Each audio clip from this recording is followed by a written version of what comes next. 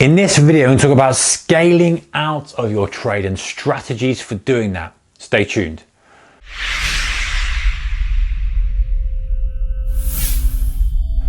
Hey traders, a very warm welcome to you. Okay, so scaling out of your trade. What is it all about? What is the best strategy for doing so? So just so we know what it is, scaling out basically means we've got a position size of X and we're taking it off in chunks. So we're taking off maybe a half, a quarter, a third, whatever it may be. We can slice it up as much as we like, depending on what we're trading, but it means not taking it all out in one big go. And specifically, I'm talking about scaling out here and not in. I've done other videos on scaling in, but this is on the exit side of the trade. So what are the advantages?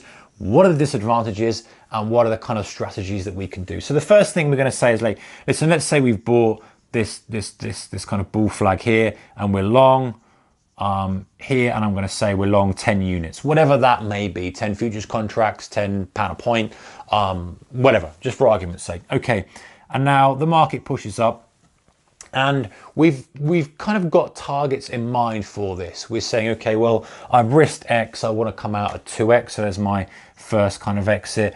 I've also got a bit of resistance up here that I would look to kind of come out at, so that might be my second exit. And then I like to keep some for the end of the day because I think potentially we could have a trend day. So the reason you would scale out of a trade is if you believe you potentially have a good move on your hands and you want to be in it, but you still want to take some money off the table because you've got this decision, right? Let's say you've bought down here in your long 10 units and you think you've got near to the low of the day.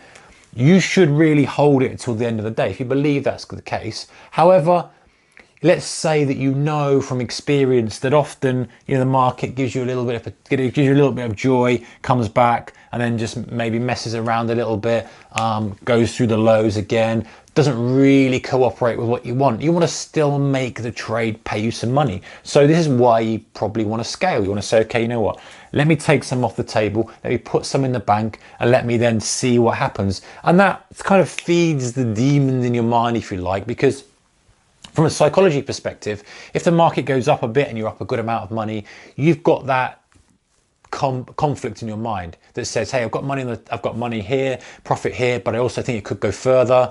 What do I do? If I take that and it goes further, I'm going to be frustrated. If I don't take it, it comes back, I'm going to be frustrated. This is a kind of good halfway house. If you've got a setup or you've got a condition, should I say, that actually looks like it could go further and it could do more and it could kind of fulfill those higher targets, then you might want to scale out of it. You might want to say, you know what, I want to get paid for it, but I don't want to hold all of it because it's not like a perfect setup, so I'm going to take some out of it. Now, vice versa, if you're trading, let's say you're trading a little scalp play, let's say, the market's pushed up to highs, it's very, very high, but you recognize some sort of explosive move here, and it's already very, very high. You might say, okay, well, as it breaks through this level here, I want it all out here because we're already up high. I don't think we're going to go much further. I'm going to take my money and run. So in which case you wouldn't bother scaling. You just want to take that quick momentum play and get out. But these are the times when you think, hey,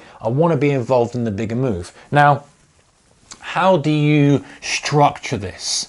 So there are ways, obviously, of exiting your trade based on your analysis. So you might say, hey, I've got a key level. So one of them could be key levels. One of them could be percent move or ticks move away, you start scaling. One of them could be time.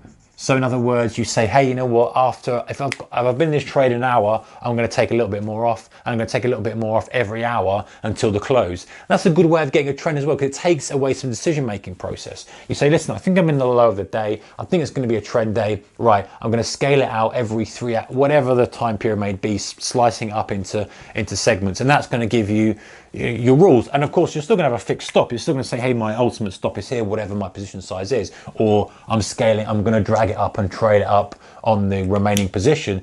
This is being a little bit more dynamic with your position sizing and adjusting.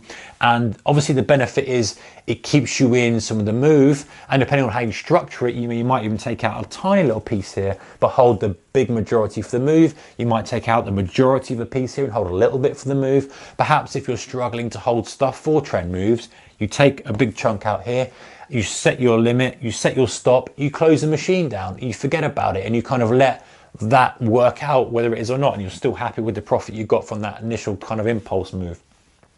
And often, guys, if you find it's something I found for myself and still find to myself to the day, you know, I'm quite good at spotting a kind of a flush on one of my flush setups. I'm good at spotting that flush when we get the initial pop, but often it will go another leg.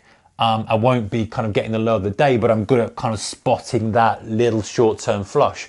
But if you do get it, you end up getting a massive pop. So that's a kind of way you can do it. You can say, okay, no, I'm going to take out 3/4 on that impulse move and scalp it out, drag that stop on the quarter to there and see what happens. You know, 8 times out of 10, you might get stopped, but then you might get one that just runs on and on and on, and you might say, well, I'll hold that now until the end of the day or whatever it may be. So there are unlimited permutations of this, aren't there? You can see how you could scale out small amounts, large amounts. The main advantage is the psychology advantage of still taking some money off the table.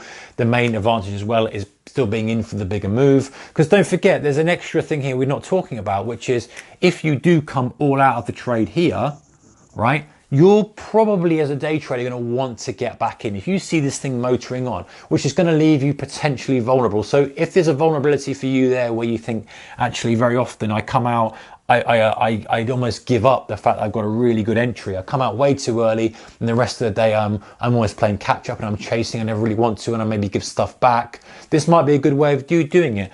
And you might say, okay, well actually I'll take some out here, but I'll leave some on to stop me from getting involved in it again, and also to prove to yourself that actually, you know, very often you are getting the low of the day.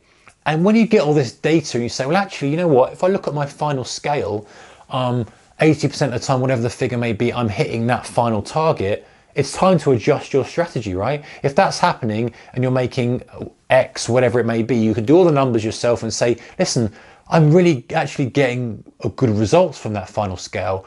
The proof is there. Let's adjust the strategy. Let's not scale the first impulse. On these conditions, let's stick it in, stick my limit in and forget about it, because proof has shown me and history has shown me on my setups and my trades that actually that is more beneficial for me. I'm going to make more money long term. So scaling out, pretty complicated. We can go, there's a lot of depth to it, as you can see, a lot of different variables and permutations of it, but it's a good strategy and a good tool. I quite like it. Some people hate it. Some people say you should go all in or all out. It's an inferior way of trading.